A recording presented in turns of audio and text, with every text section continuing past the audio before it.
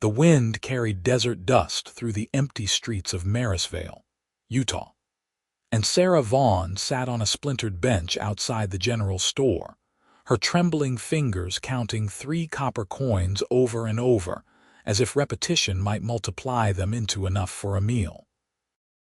It was July 1882, and the unforgiving sun beat down on her threadbare dress, while her stomach twisted with a hunger she had learned to ignore 3 days ago, though her body refused to forget. She had come west with her father seeking fortune in the silver mines, but tuberculosis had taken him 6 weeks past, leaving her alone in a town where women without family were viewed with suspicion and offers of help came with prices she refused to pay.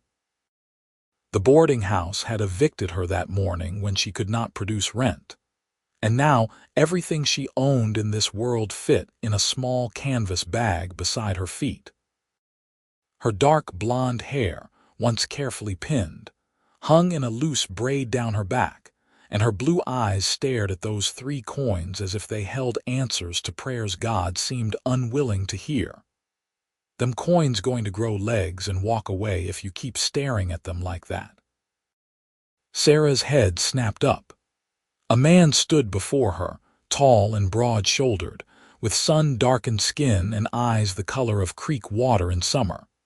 He wore dusty leather chaps over worn denim, a faded blue shirt, and a black hat pushed back enough to reveal dark brown hair that needed cutting. A bandana hung loose around his neck, and his boots showed the scars of hard work and long rides.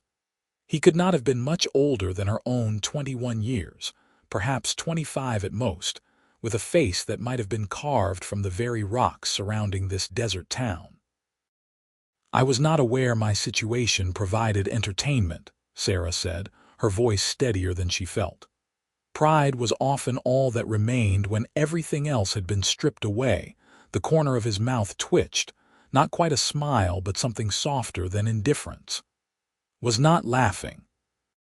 Was thinking you look like you could use some supper, and the restaurant across the way makes a decent stew. I appreciate the observation, but I can manage my own affairs." She closed her fingers around the coins, their warmth from her palm a small comfort. "Did not say you could not manage. Said you looked hungry." He tilted his head toward the restaurant, a modest building with painted letters proclaiming it Martha's Kitchen. "Come on, food's getting cold." "I have not ordered any food, so I fail to see how it could be getting cold. I ordered it. You going to let it go to waste?" Sarah stood, and the world tilted slightly before righting itself. She gripped the bench edge, willing strength into legs that felt like creek willows. "I do not accept charity from strangers." "Good thing I am about to introduce myself then. Nathan Foster. I run cattle and horses north of town." Now we are not strangers anymore. He extended his hand, calloused and strong, waiting with a patience that suggested he would stand there until the sun set if necessary. Against her better judgment, or perhaps because hunger had finally defeated pride, Sarah placed her hand in his. "Sarah Vaughn." "Pleased to meet you, Miss Vaughn. Now about that supper."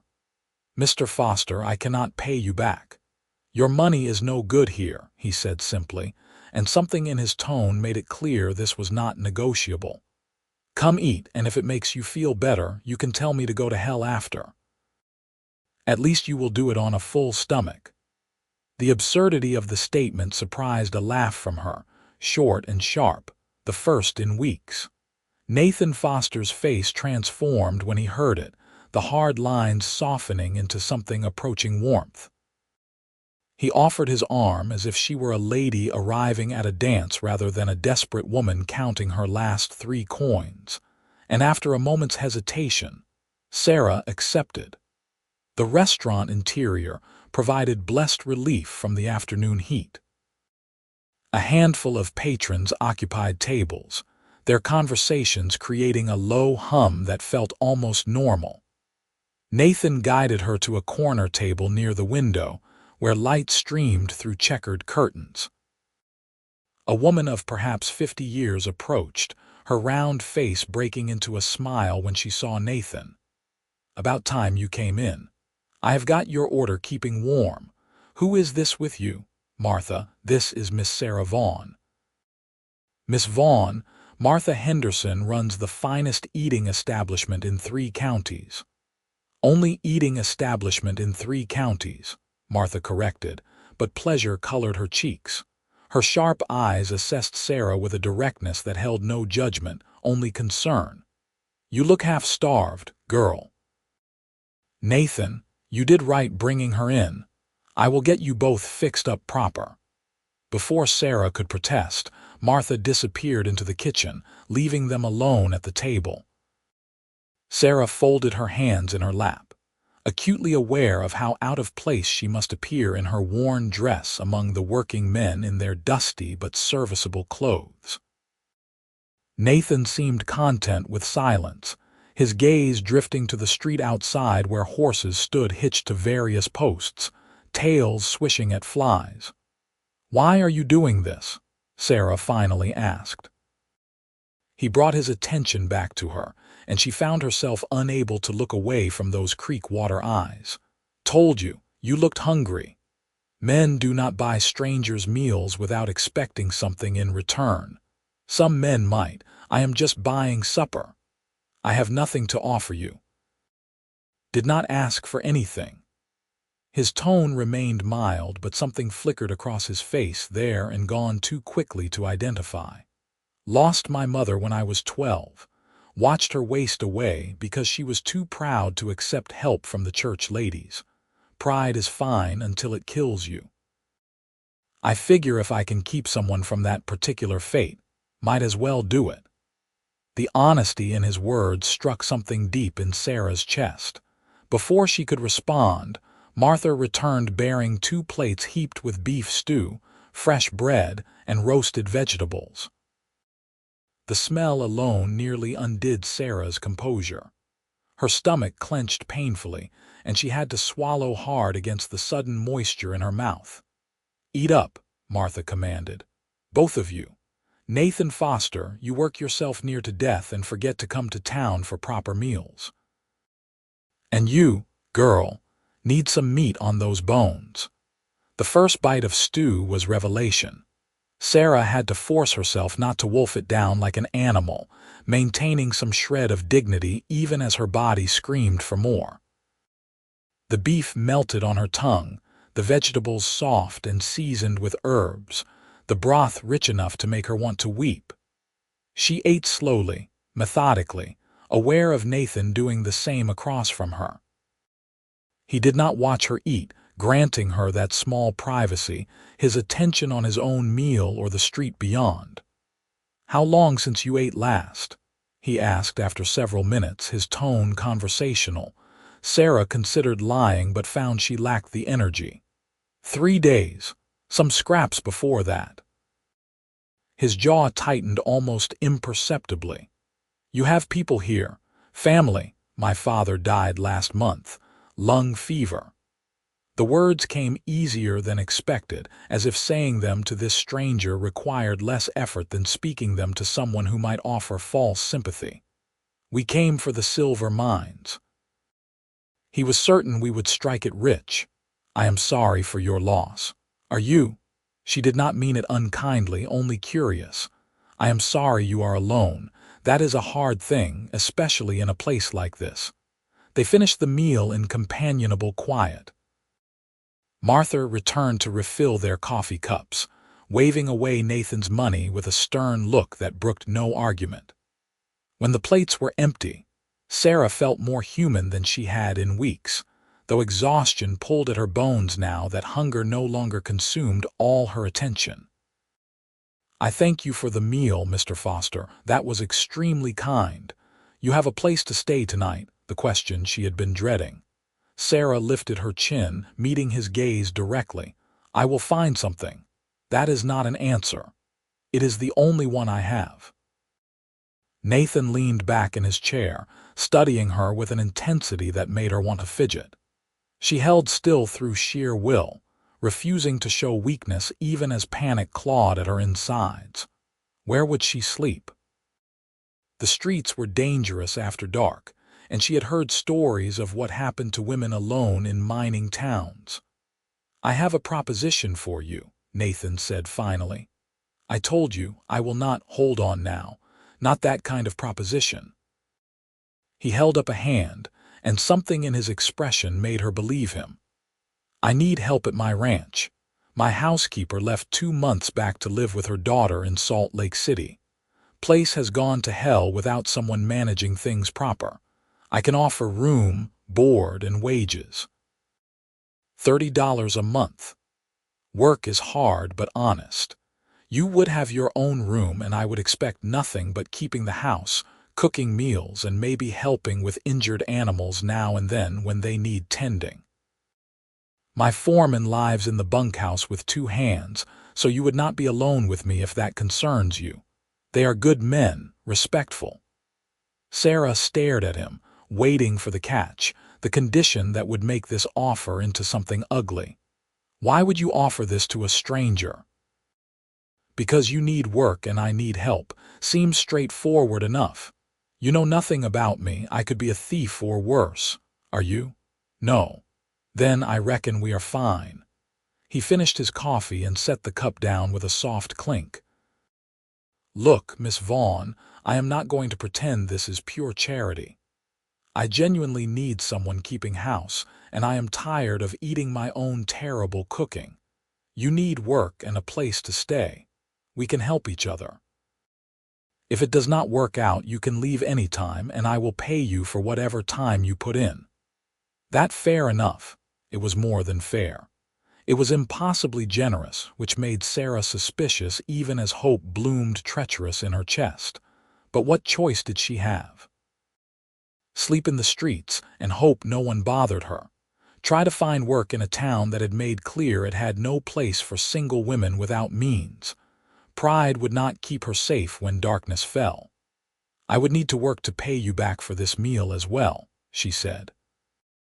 "Already told you your money is no good here. The meal is a meal, no strings attached. The job offer is separate. You want it or not." Sarah took a breath and made her decision. "Yes, I want it." "Good." Nathan stood and reached for his hat. "We will get you supplies from the general store, anything you need, then head to the ranch. It is about an hour's ride north. You know how to ride. I can manage." "That is not what I asked. I have ridden before, though not recently. We will go slow then." He moved to the door, clearly expecting her to follow. Sarah grabbed her canvas bag and did so, her mind spinning with the sudden turn her circumstances had taken. This morning she had been counting her last 3 coins with no prospects. Now she had employment, shelter, and the faint possibility that perhaps God had not entirely forgotten her after all. The general store smelled of leather, tobacco, and dried goods. Nathan spoke with the proprietor, a thin man with spectacles who kept glancing at Sarah with undisguised curiosity. Small towns thrived on gossip, and Sarah could already imagine the stories that would circulate about Nathan Foster bringing in a strange woman. Let them talk. She had survived worse than wagging tongues.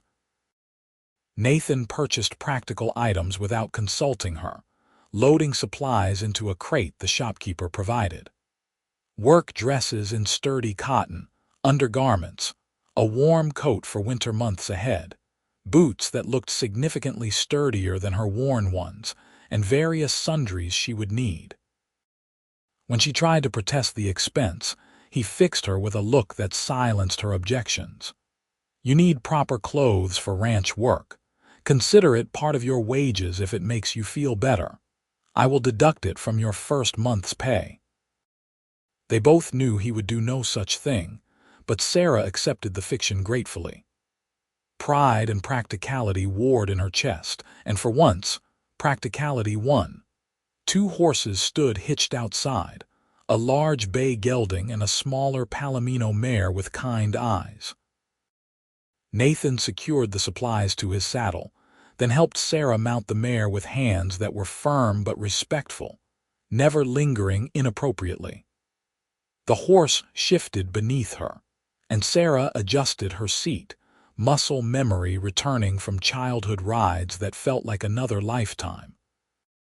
"Her name is Honey," Nathan said, swinging easily into his own saddle. "She is gentle as they come. Just give her a light touch and she will follow Copper here." He patted the bay's neck affectionately. "Ready," Sarah nodded, and they set off through town at an easy walk. People watched them pass with varying degrees of interest. An old man sitting outside the saloon tipped his hat to Nathan, who returned the gesture. A group of miners heading toward the mine entrance stared openly at Sarah until Nathan's cold gaze sent them back to their business.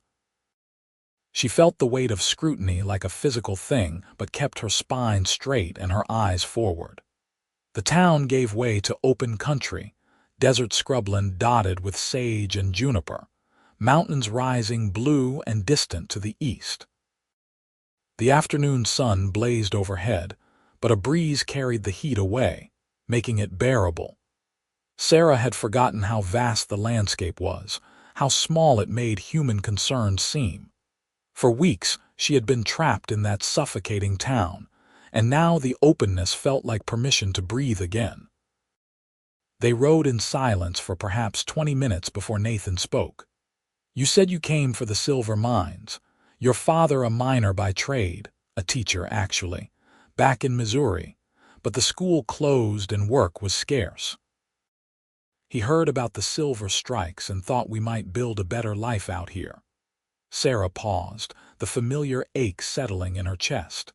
He was a dreamer, always certain the next opportunity would be the one to change everything. Nothing wrong with dreaming. "There is when it gets you killed." Nathan glanced at her, something like understanding in his expression. "My father was the same. Died in a cattle stampede trying to save a few head from going over a ravine. Would have been smarter to let them go, but he could not stand to lose anything he considered his. I was 15. Had to take over the ranch with barely any knowledge of how to run things. That must have been difficult. Built character, or so everyone kept telling me. Felt more like drowning most days." He adjusted his hat against the sun. "Took years before I felt like I knew what I was doing. Still not sure I do most of the time, but the cattle do not seem to notice." A smile tugged at Sarah's lips despite herself. "How large is your ranch?" "About 3,000 acres. Run maybe 500 head of cattle, 30 horses. It is not huge, but it is mine. Well, will be mine once I finish paying off the bank. Got another 2 years of payments. You must have started very young to own so much. Inherited the land from my parents." "The debt came from expanding the herd and improving the stock. Good breeding bulls do not come cheap." He pointed ahead where a line of cottonwoods marked a creek. "That is the edge of my property. House is another 20 minutes. They followed the creek north, and gradually the landscape shifted. The scrubland gave way to better grassland, and Sarah could see cattle grazing in the distance, dark shapes against the golden grass. Fences marked pastures, posts standing straight and wire tight, evidence of good maintenance. Whatever else Nathan Foster might be, he clearly took pride in his land. The ranch house came into view as they crested a small rise. It was larger than Sarah expected, a 2-story structure built from local stone and timber, with a wide porch wrapping around 3 sides. The roof looked solid, the windows intact, and smoke curled from one chimney despite the summer heat, suggesting someone was inside. Several outbuildings stood nearby, a large barn, a bunkhouse, corrals, and various sheds. Everything showed signs of hard use but good care, nothing falling into disrepair. "It is beautiful," Sarah said and meant it. "It suits me." Nathan guided Copper toward the barn where a man emerged, wiping his hands on his pants. He was perhaps 40, with graying hair and a weathered face that broke into a grin when he saw Nathan. "About time you got back. Was starting to think you decided to stay in town and let us fend for ourselves." "Would not dream of it, Marcus. You would burn the place down inside a week." Nathan dismounted and helped Sarah down, his hands steady at her waist. "Marcus Flynn, this is Miss Sarah Vaughn. She is going to be our new housekeeper."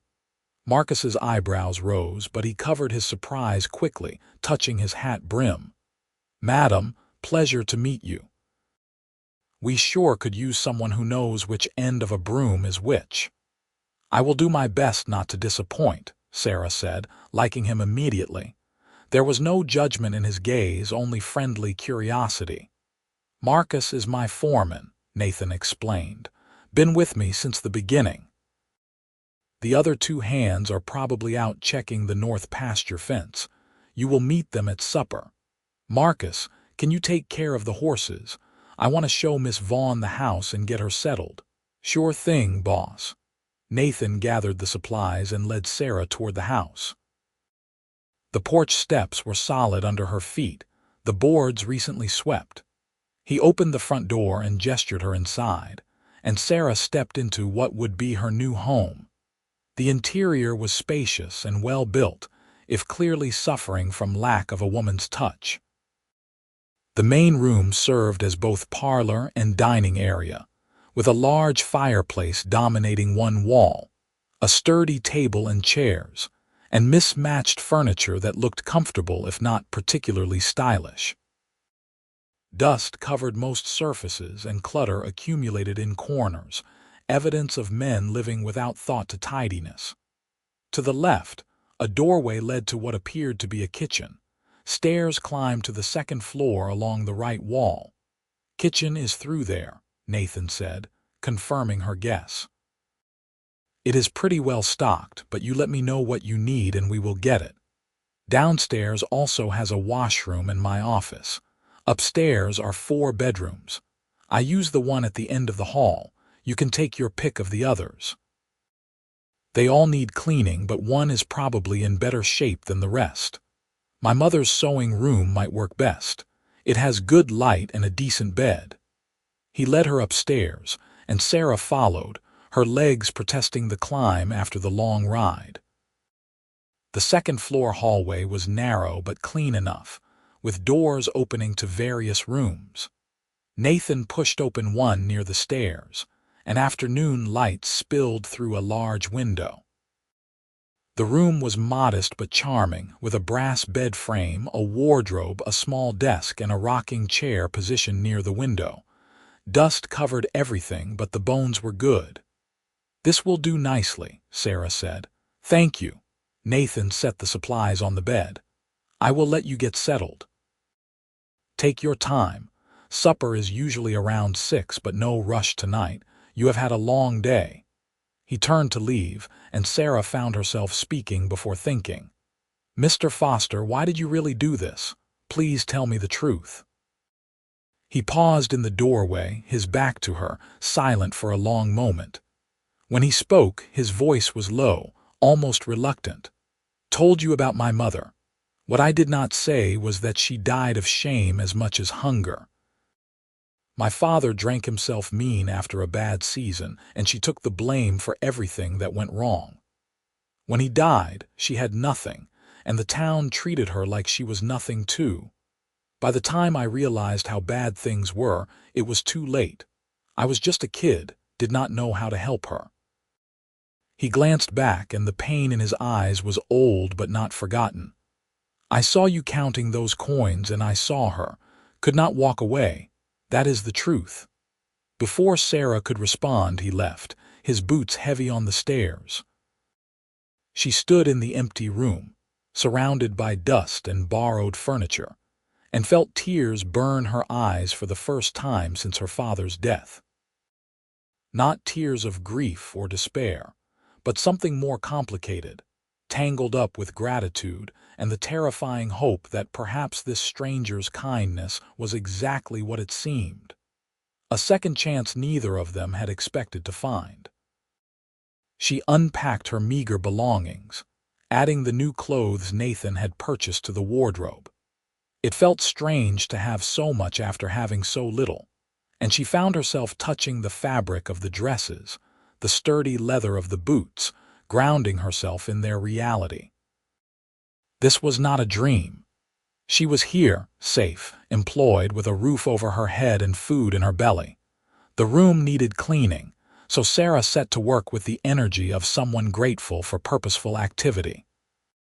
She found cleaning supplies in a downstairs closet, along with linens that smelled of lavender sachets someone had placed years ago. The work was familiar, soothing, transforming the dusty space into something approaching livable. She made the bed with fresh sheets, wiped down every surface, swept the floor, and washed the window until light poured through unobstructed. By the time she finished, the sun hung low on the horizon, painting the landscape in shades of gold and amber. Sarah stood at her window, watching shadows lengthen across the grassland, and allowed herself a moment of pure relief. She was safe. She had work.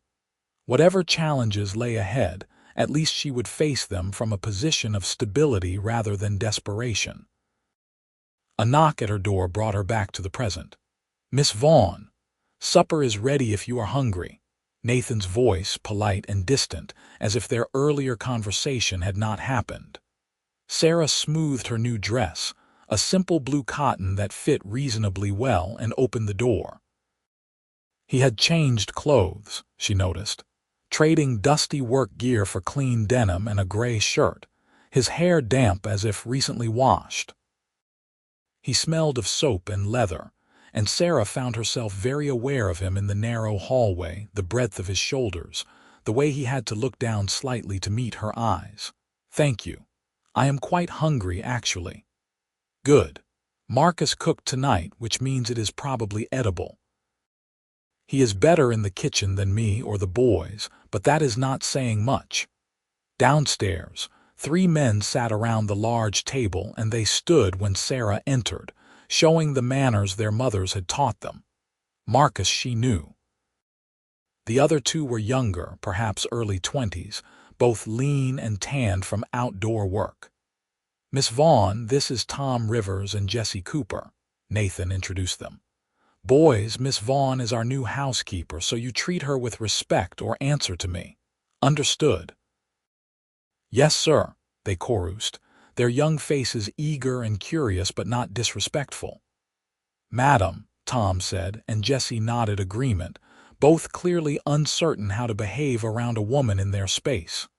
"Gentlemen," Sarah replied, taking the seat Nathan pulled out for her.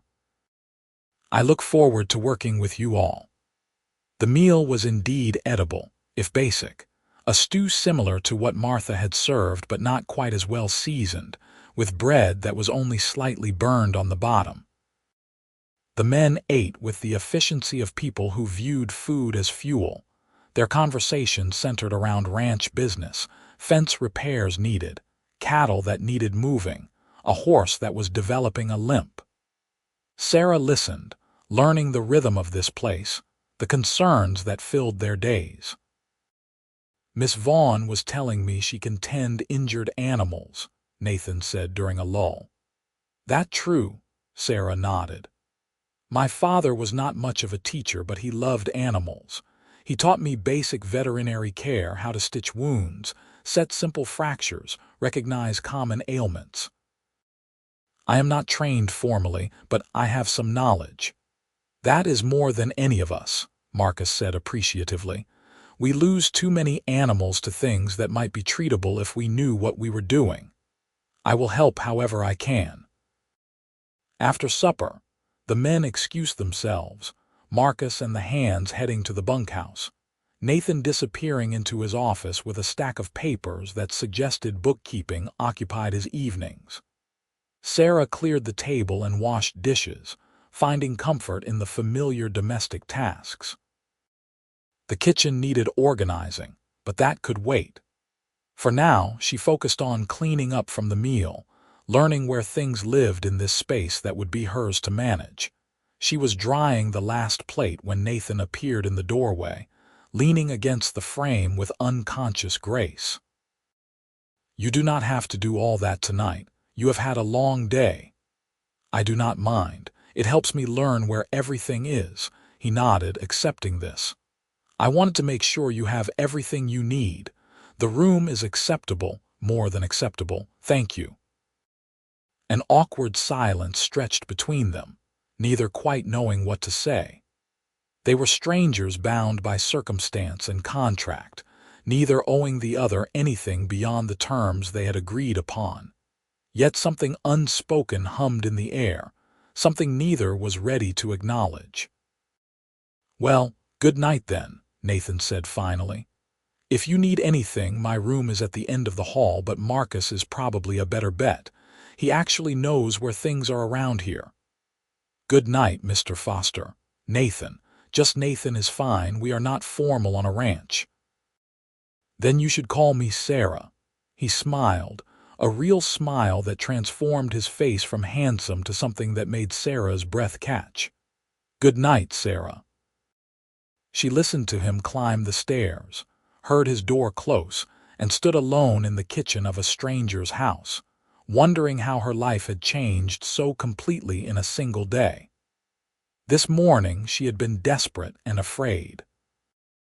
Tonight she was employed, fed, safe, and intrigued by a man who had shown her kindness without asking for anything in return. It was too much to process, so Sarah finished tidying the kitchen and retired to her room. She changed into the nightgown Nathan had purchased, soft white cotton that felt luxurious against skin used to rough fabric. The bed welcomed her with a comfort she had nearly forgotten existed, and despite her exhaustion, she lay awake for a long time, watching moonlight paint patterns on the ceiling. Sleep came eventually, deep and dreamless, the sleep of someone who finally felt safe enough to truly rest.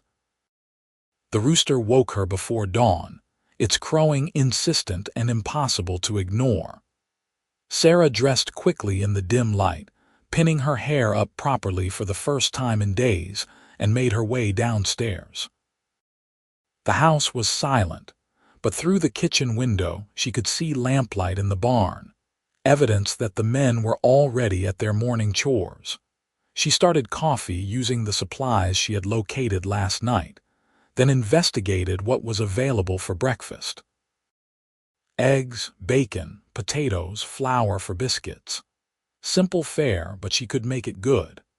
By the time the coffee finished brewing, she had bacon sizzling in a pan and biscuit dough ready for the oven. The front door opened, admitting Nathan and Marcus, both looking surprised to find breakfast underway. "You did not have to start so early," Nathan said. "We usually fend for ourselves in the morning. I am an early riser and I assume you all have work to do.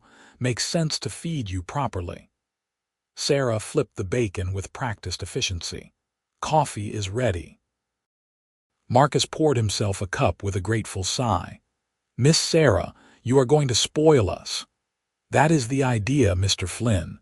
"Just Marcus, madam. We do not stand on ceremony around here." Tom and Jesse arrived shortly after, drawn by the smell of cooking food, and soon all four men sat at the table while Sarah served breakfast. The biscuits were golden and flaky, the bacon perfectly crisp, the eggs cooked to each man's preference. She watched them eat with the satisfaction of someone who took pride in doing things well. "This is the best breakfast we have had in months," Tom said around a mouthful of biscuit. "Maybe years." "Easy there," Marcus said. "My cooking is not that bad." "It really is," Jesse contradicted, earning laughs around the table. Nathan ate quietly, but Sarah caught him watching her with an expression she could not quite read. Not suspicious, not possessive, something softer. Appreciation, perhaps, or simply gratitude for a well-cooked meal. She looked away, focusing on her own plate, aware of a warmth spreading through her chest that had nothing to do with the coffee. After breakfast, the men headed out to their various tasks, and Sarah surveyed her domain. The house needed significant attention. months of bachelor neglect evident in every dusty corner and cluttered surface.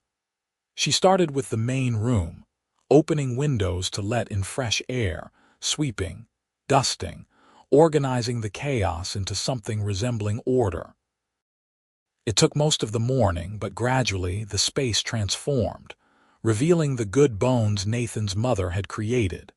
She found photographs on the mantel, buried under dust and papers. A family portrait showing a younger Nathan, perhaps 10 or 11, standing between a stern-faced man and a gentle-looking woman with Nathan's eyes.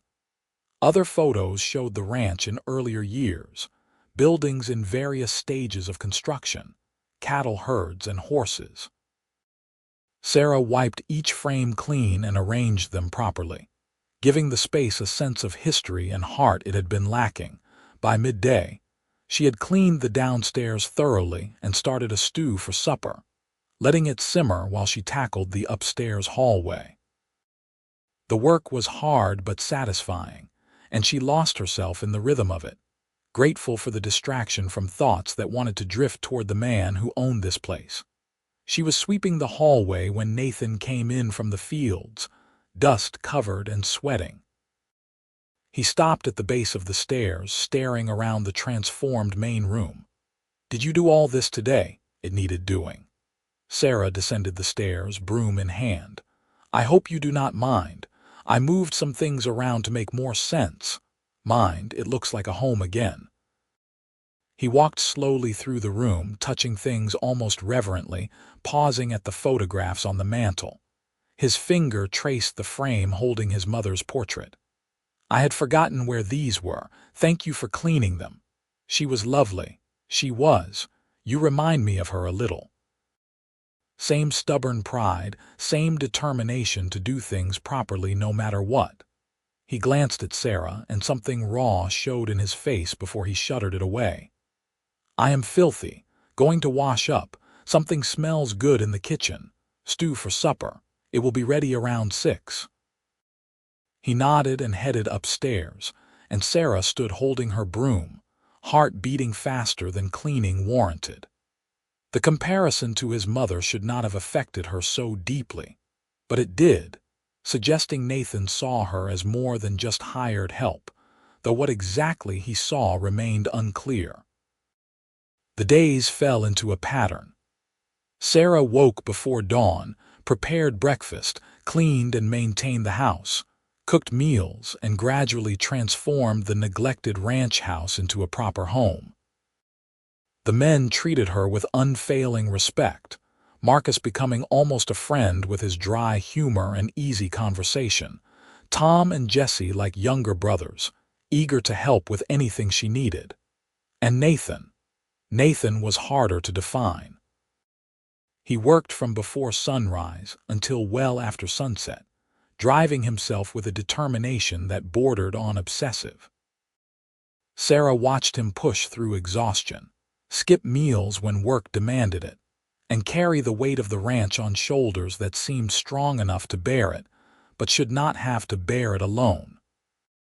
She made sure he ate properly, left coffee in his office when he worked late on the books, and learned to read his moods, knowing when conversation was welcome, and when silence served better. 3 weeks passed before she acknowledged what was growing between them. It started small. Nathan's smile when he came in to breakfast and found his favorite biscuits waiting.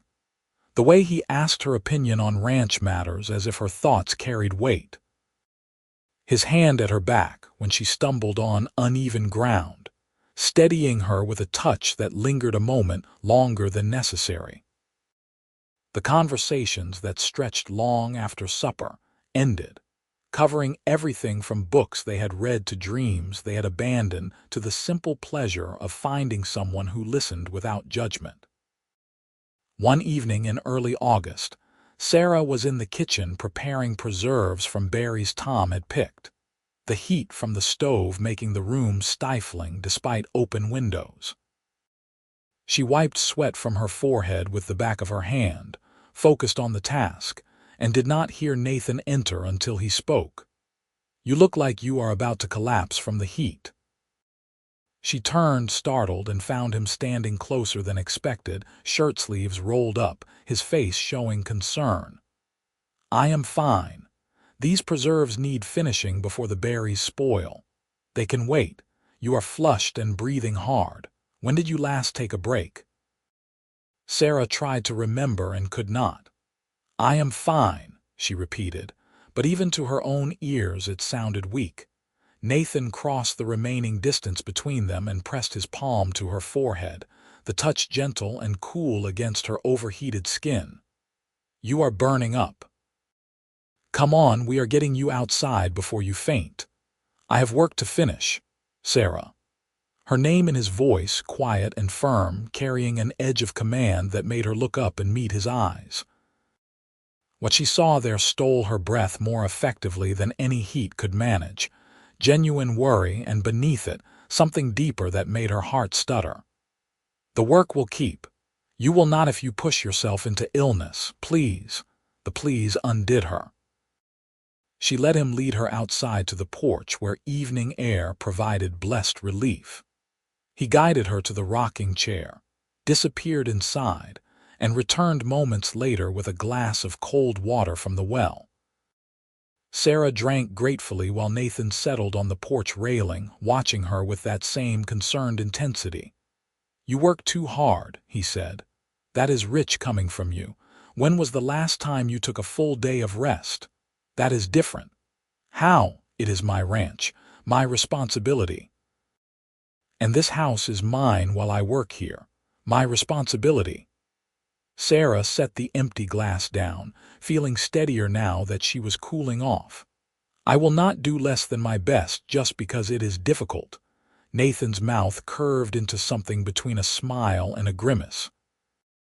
"You are stubborn as hell, you know that, I have been told." They sat in comfortable silence while the sun sank lower, painting the sky in brilliant oranges and purples.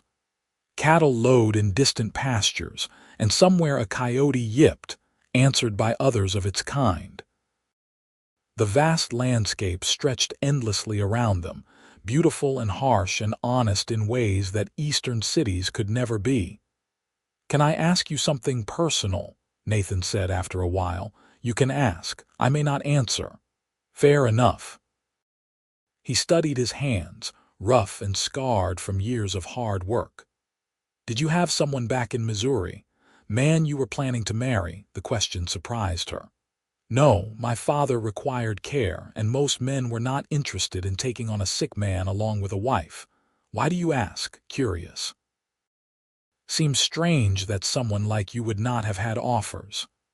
"Someone like me," he glanced up, and the look in his eyes made her breath catch. "Smart, capable, beautiful." The word hung between them, weighted with meaning neither was quite ready to acknowledge. Sarah felt heat rise in her cheeks that had nothing to do with the kitchen stove. "I think the sun affected you as well. I am perfectly clear-headed." He stood, moving closer, and Sarah's heart hammered against her ribs. "I am also trying to be respectful of the fact that you work for me, and might not appreciate your employer saying such things. If I am out of line, tell me and I will shut up and never mention it again." She should tell him to stop. Should maintain the professional distance appropriate between employer and employee. Should protect herself from the possibility of hurt that caring about someone inevitably invited. But sitting there in the fading light, looking up at this man who had saved her from desperation and asked nothing in return, who worked himself to exhaustion keeping his parents' dream alive, who looked at her like she mattered, Sarah found she could not lie. "You are not out of line." Something blazed in Nathan's expression, there and gone so quickly she might have imagined it. He reached out slowly, giving her time to pull away, and tucked a loose strand of hair behind her ear, his fingers gentle against her temple. The touch sent shivers down her spine despite the evening warmth. "I am going to be honest with you," he said quietly. "When I saw you in town, I told myself I was helping because it was the right thing to do. That was true, but it was not the whole truth. Something about you called to me, and I could not walk away. These past weeks, getting to know you, watching you bring life back into this house, talking with you at night, I find myself thinking about you when I should be thinking about cattle, wanting to come back early just to see your smile, missing you when you are just upstairs sleeping. I know this complicates things, and if you want me to keep my distance, I will. But I needed you to know. Sarah stood, bringing them face to face, close enough to feel the heat radiating from his body. Her hand found his chest, palm flat against his heartbeat, feeling it race beneath her touch. I think about you too. Wonder if you are working too hard, if you remembered to eat, if you are lonely out in those fields. I look forward to our evening conversations more than anything else in my day. You saved me, Nathan, gave me a chance when I had none. How could I not care about you? I do not want your gratitude, he said, and there was an edge to it, almost painful. Good, because that is not what this is. She met his gaze steadily, willing him to see the truth. This terrifies me. I have nothing to offer you but myself, and that feels like poor payment for everything you have given me. But if you want honesty, then here it is. I care about you, not because you employ me, but because of who you are.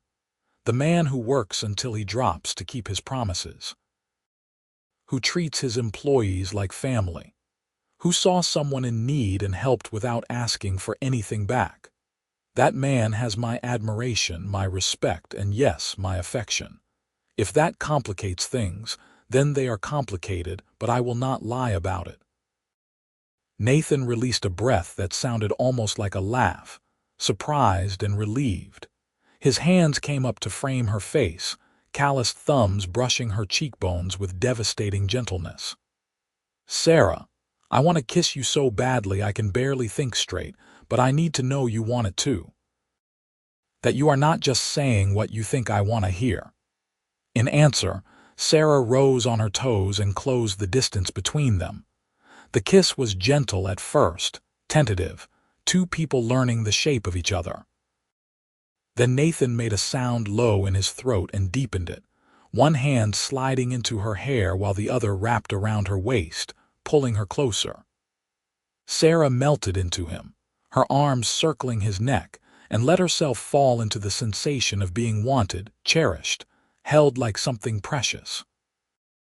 When they finally broke apart, both breathing hard, Nathan rested his forehead against hers. I have wanted to do that since the day I met you. You hit it well. Years of practice keeping my thoughts to myself. He pressed a kiss to her temple, tender and sweet. What do we do now? I suppose we figure it out as we go.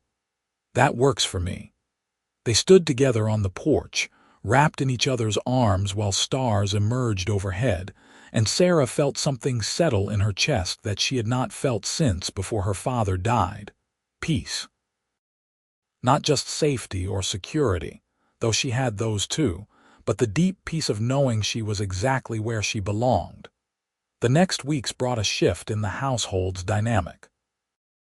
Nathan and Sarah made no grand announcement, but the others noticed the change, the way they gravitated toward each other, the quiet intimacy of shared glances and casual touches.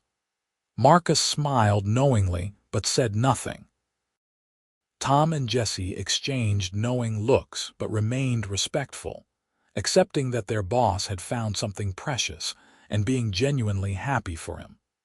August gave way to September, bringing slightly cooler temperatures and the hard work of preparing for winter. Nathan taught Sarah to ride properly, and they spent evenings exploring the ranch together, him pointing out landmarks and favorite spots while she learned the contours of this land that was becoming home. He showed her the creek where he used to swim as a boy, the ridge where his father was buried, the meadow where wildflowers bloomed in spring. Each revelation felt like a gift, Nathan opening his life to her piece by piece. One Sunday in late September, they rode to a high overlook that provided views for miles in every direction. Nathan spread a blanket on the grass, and they shared the lunch Sarah had packed, comfortable in each other's company. Below them, the ranch sprawled across the valley, buildings tiny at this distance, cattle like dark specks against golden grass. "My father used to bring me here when things got hard," Nathan said, lying back with his hands behind his head, staring at clouds drifting across impossibly blue sky. He would say that when problems felt too big, it helped to remember we are all pretty small in the grand scheme of things. Used to irritate me when I was young, seemed like he was dismissing my concerns. Now, I understand what he meant. Sarah lay beside him, close enough that their shoulders touched. Which is what? That most things that feel like the end of the world are not, that there is comfort in remembering we are part of something larger than ourselves. That perspective matters. He turned his head to look at her. "I was drowning in work and loneliness before you came, convincing myself I was fine because I did not know any different. Now I realize how empty everything was. You gave me back something I did not even know I was missing." "What is that?" "Hope. Connection. A reason to come home beyond just exhaustion." He reached for her hand, lacing their fingers together. "I love you, Sarah. I probably have since that first day, though it took me a while to admit it to myself. I'm not good with pretty words or romantic gestures, but that is the plain truth. I love you." Tears blurred Sarah's vision, but they were good tears, joyful tears, the release of emotions too big to contain. "I love you too, so much it scares me sometimes. I keep waiting for something to go wrong, for this to be taken away. Nothing is taking you from me, I promise you that." He pulled her close, and she settled against his chest, listening to his heartbeat strong and steady beneath her ear. "Marry me, Sarah. I know it has not been long, but I have never been more certain of anything. Marry me and make this official. Make this house our home, this ranch our future. Say yes." Sarah lifted her head to meet his gaze, seeing her own emotions reflected there. Love, hope, certainty, and the vulnerability of offering one's heart without guarantee of protection. "Yes, absolutely yes." His smile was radiant, pure joy transforming his face into something that made her heart ache with tenderness.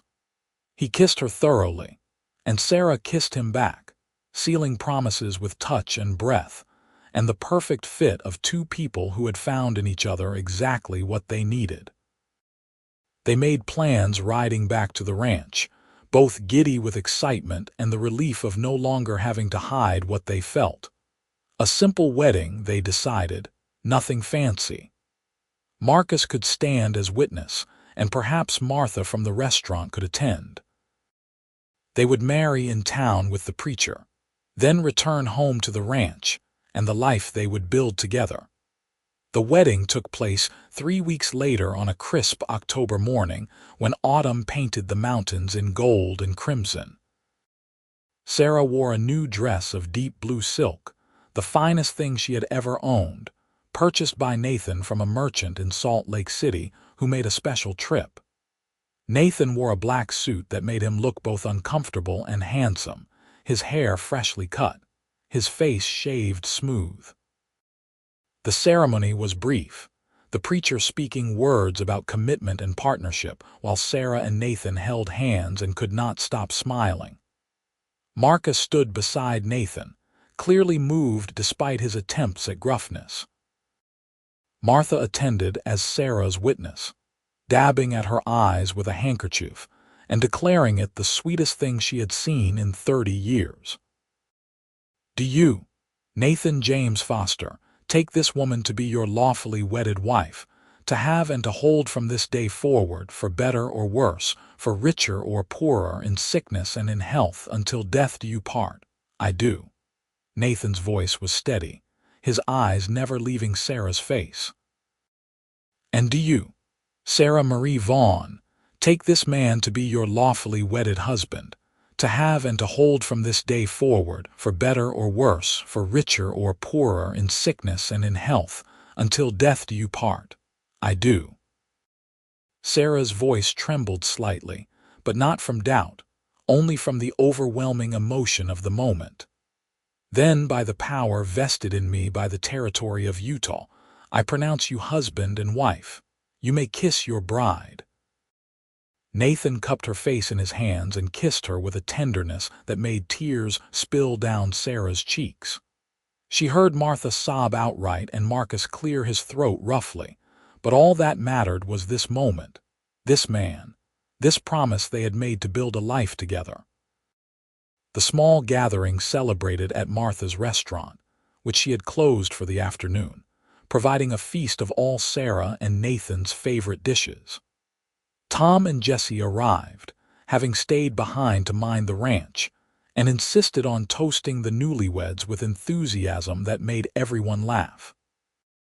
Even the few townspeople who had initially judged Sarah seemed moved by the obvious love between her and Nathan, offering congratulations that sounded genuine.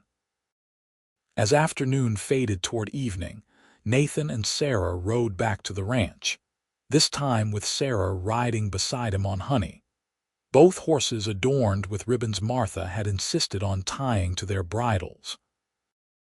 The sun set in a blaze of color, and Sarah felt like her heart might burst from sheer happiness. "Happy, Mrs. Foster?" Nathan asked as they approached the ranch house. "Happier than I knew was possible, Mr. Foster."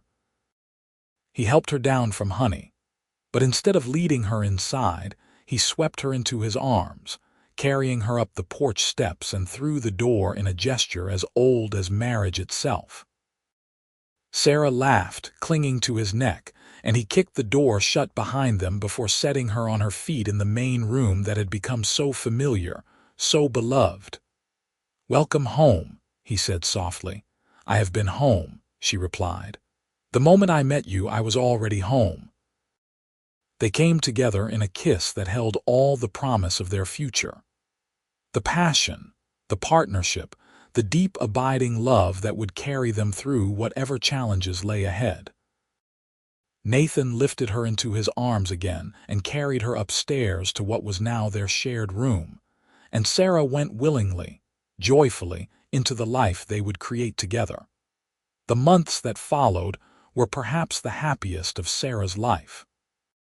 Winter came harsh and cold, locking the ranch in snow and ice, but the house remained warm, filled with laughter and love and the deep satisfaction of partnership.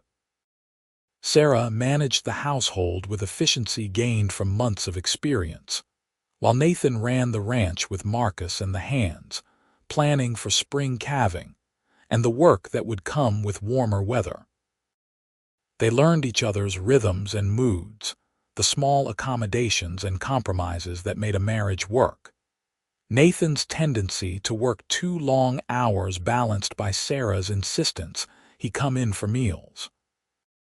Sarah's occasional nightmares about her father's death, soothed by Nathan's steady presence and comfort.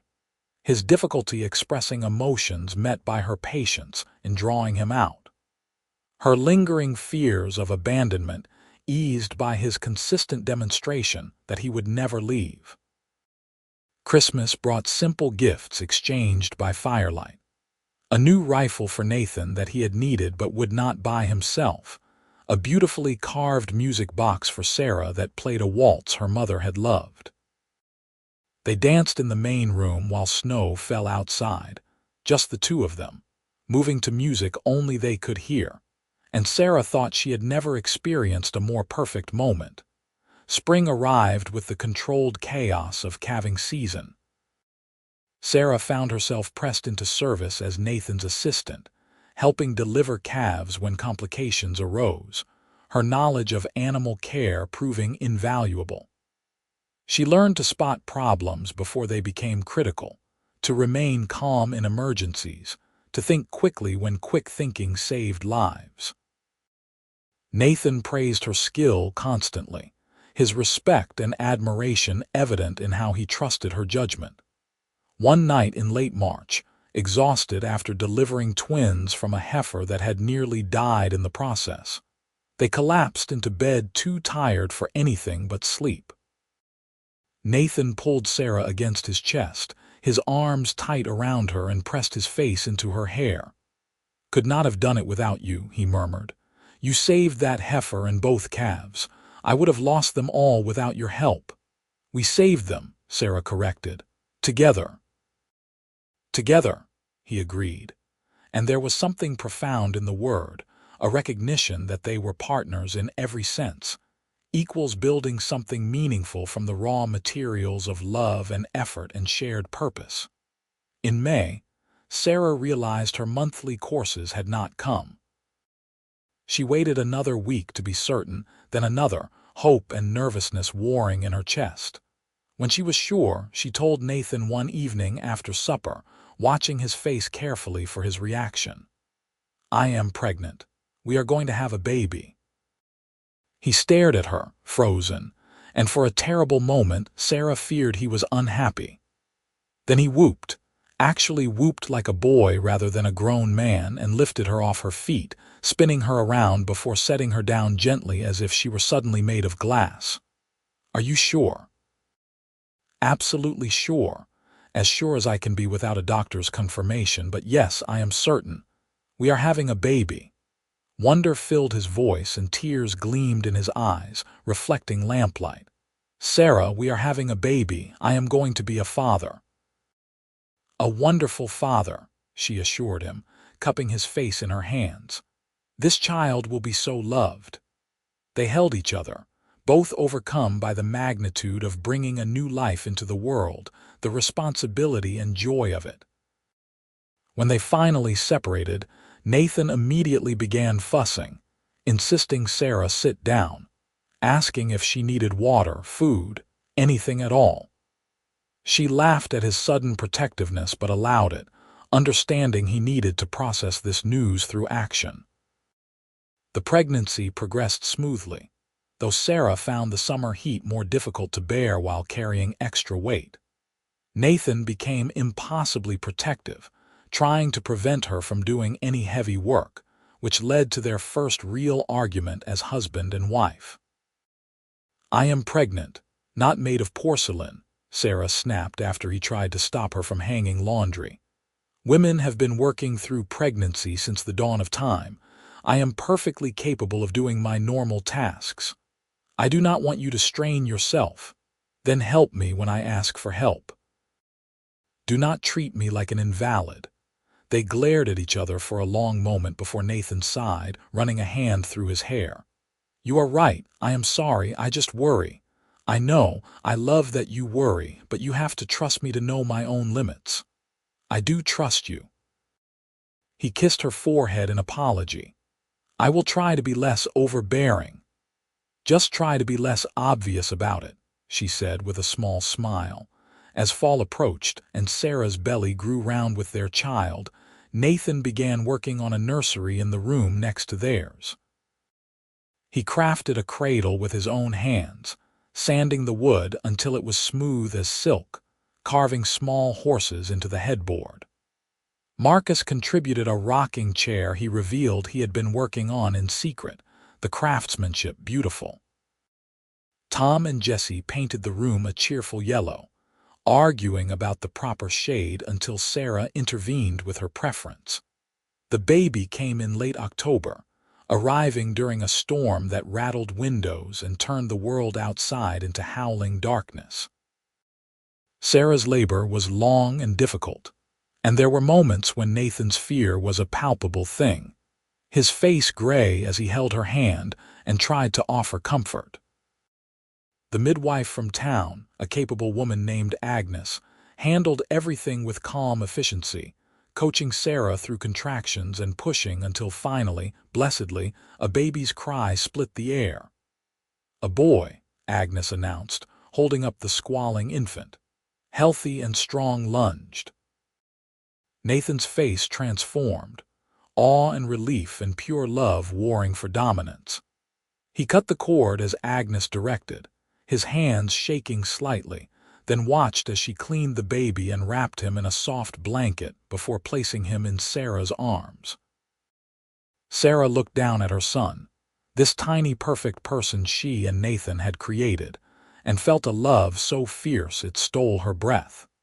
He had Nathan's nose and chin, his father's strong features already evident even in a newborn face.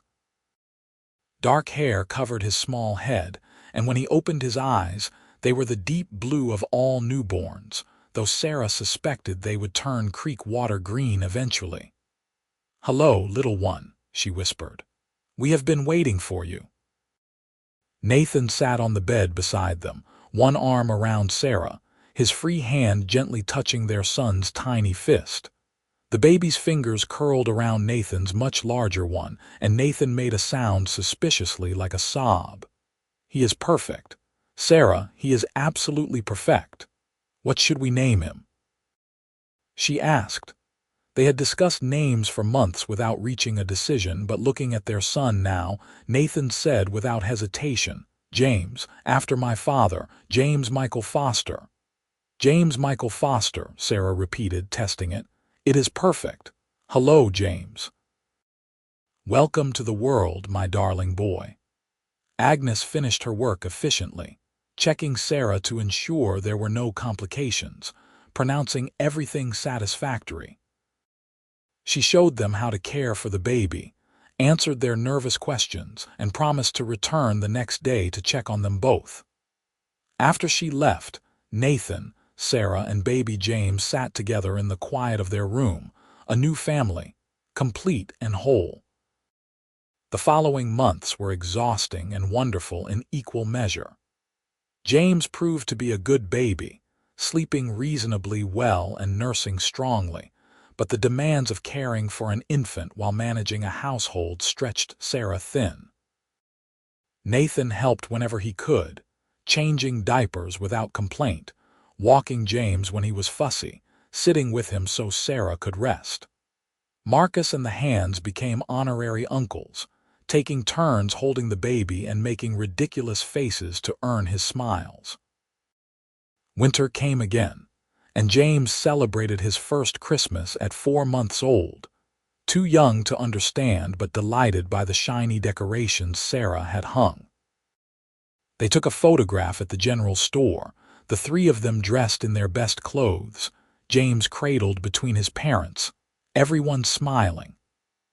Sarah treasured that photograph, placing it on the mantel alongside the others, evidence of their growing family. As James grew, his personality emerged, cheerful, curious, and utterly fearless. He crawled early, pulling himself up on furniture and falling more times than Sarah could count, but always getting back up undeterred. Nathan adored him, spending every free moment with his son, teaching him about the ranch from the moment he could toddle around the yard. "He is too young to understand," Sarah pointed out when Nathan tried to explain cattle breeding to a 1-year-old. "Never too young to start learning," Nathan countered, holding James so he could pet a gentle mare's nose. Sarah shook her head but smiled, loving them both so much it physically hurt sometimes, the kind of hurt that came from having more happiness than one heart could easily contain. When James was 2, Sarah discovered she was pregnant again. This time there was less surprise but equal joy, and James seemed excited at the prospect of a sibling, though at 2 he had only the vaguest understanding of what that meant. The pregnancy was easier than the first, perhaps because Sarah knew what to expect, and in June she gave birth to a daughter. "Lily," Sarah said immediately upon seeing her. "She has to be Lily." The baby girl had a cap of pale blonde hair, unusual given both parents were darker, and delicate features that seemed almost ethereal. She was smaller than James had been, more fragile, and Nathan held her with exaggerated care as if afraid she might break. "Lily Rose Foster," he said softly. "Another perfect one. How did we get so lucky?" James, brought in to meet his sister, stared at her with wide eyes before announcing, "Baby," with great satisfaction, as if he had personally accomplished something remarkable. Life settled into a new rhythm with 2 children. The house rang with laughter and occasional tears, with the chaos of toys and laundry and meals structured around small appetites. Sarah juggled motherhood and household management with the skill of long practice, though some days she collapsed into bed exhausted beyond measure. Nathan helped however he could, and they worked as a team, supporting each other through the challenges and celebrating the triumphs. The ranch prospered. Years of careful management and hard work paid off as cattle prices rose and Nathan's reputation for quality stock spread. He hired 2 more hands to help with the increased workload, good men who fit seamlessly into the ranch family. The debt to the bank was paid off in James's 3rd year, and Nathan surprised Sarah by having papers drawn up that put the ranch in both their names. "It is ours," he said, presenting her with the documents. "Not mine, ours. You built this as much as I did. You deserve to have it legally recognized." Sarah cried, overwhelmed by the gesture and what it represented. True partnership, recognition of her contributions, and Nathan's unwavering belief that they were equals in every sense. She framed the papers and hung them in his office, evidence of what 2 people could build together when love and effort combined. As the children grew, the ranch became their playground and classroom. James, inheriting his father's love of animals, could often be found in the barn, helping with chores as soon as he was old enough. Lily, quieter and more thoughtful, preferred staying near her mother, learning to cook and garden and manage the household. Both children were healthy, happy, and secure in the knowledge that they were loved beyond measure.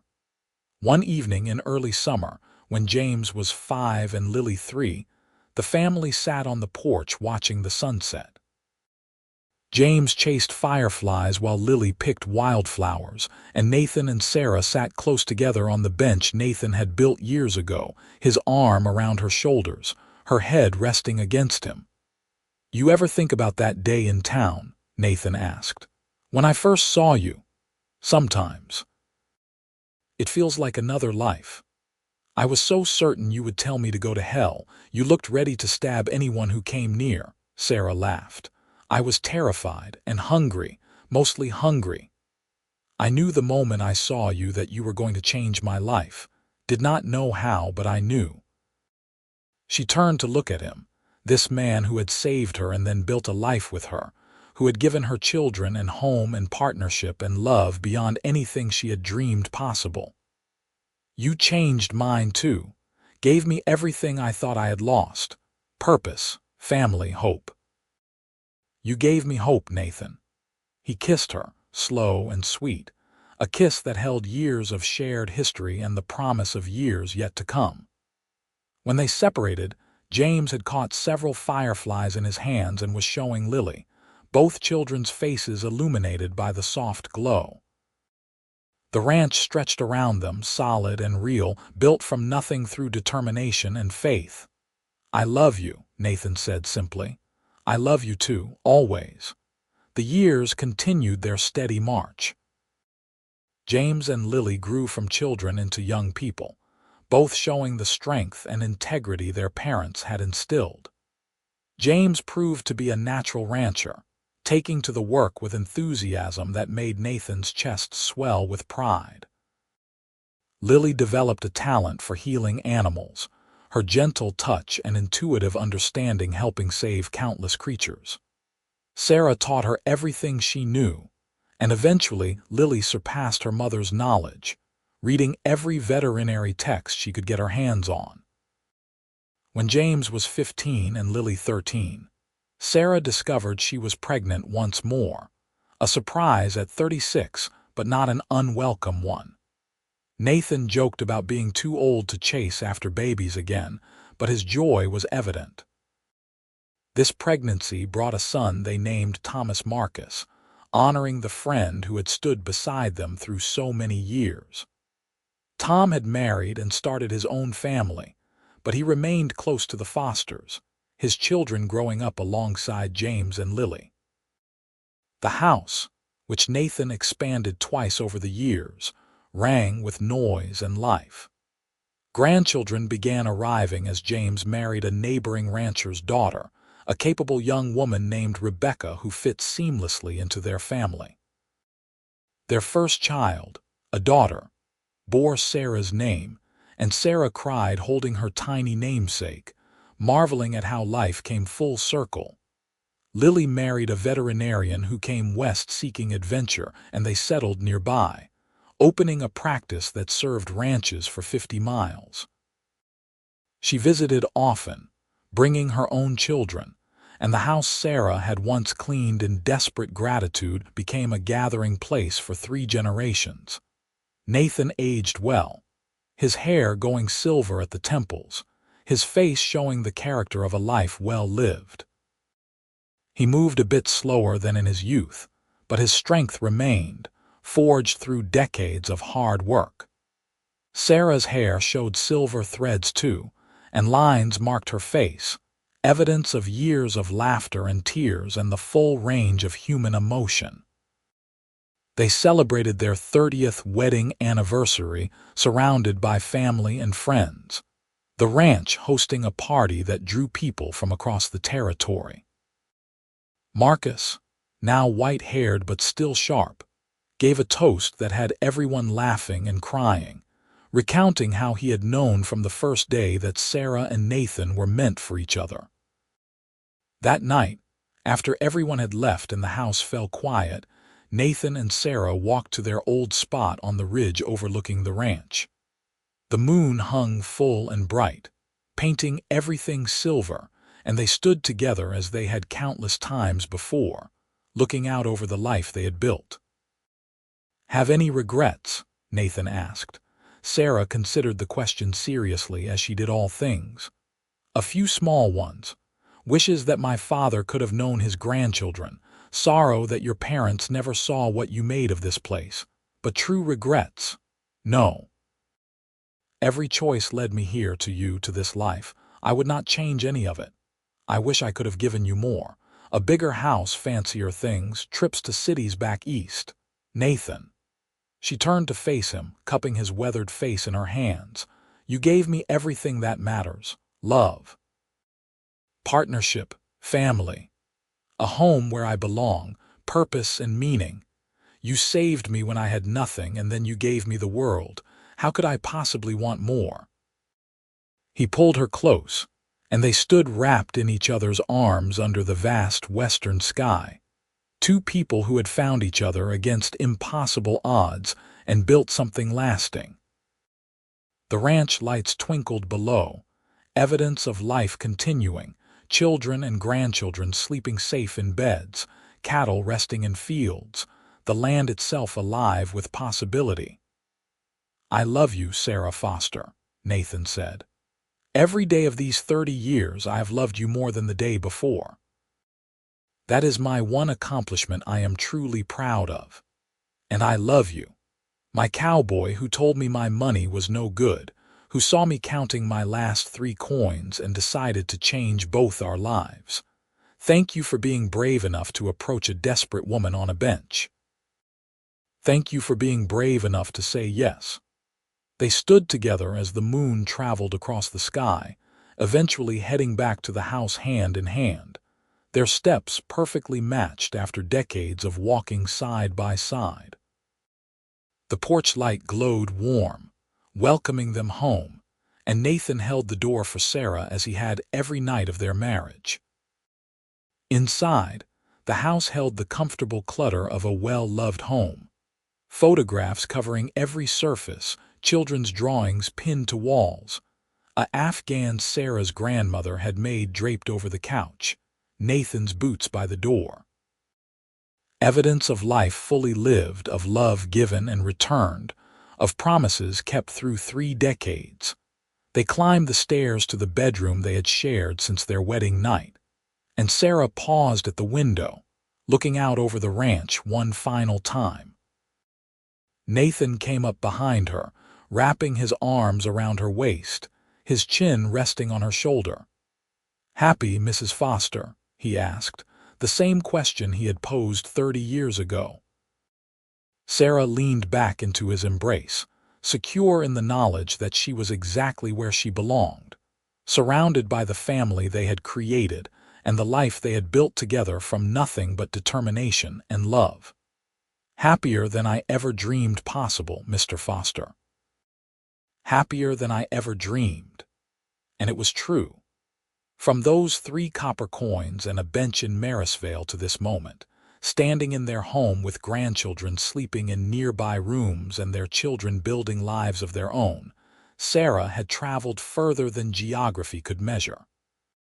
She had found not just survival but purpose, not just shelter but home, not just companionship but love that had sustained her through 3 decades and would continue through whatever years remained. Nathan kissed her temple, and they stood together watching stars emerge over their ranch, this piece of Utah they had claimed and cultivated and filled with love. Tomorrow would bring new work, new challenges, new joys. But tonight, they had this moment, this peace, this absolute certainty that every choice had led exactly where it needed to go. The cowboy who had told her money was no good had given her something infinitely more valuable: a life worth living, a love worth keeping, and a future bright with promise. And Sarah, who had once counted her last 3 coins in desperation, now counted blessings too numerous to name, chief among them the man who stood beside her, her partner in all things, her love through all seasons. Their story, which had begun with an act of kindness in a dusty Utah town, had become something larger and more enduring than either could have imagined. It was written in the land they had worked, the children they had raised, the home they had built, and the love that had sustained them through everything. And as they turned away from the window and toward each other, toward the bed they had shared for 30 years, and the life they would continue sharing for as long as they were granted, they knew with perfect certainty that some stories do have happy endings after all.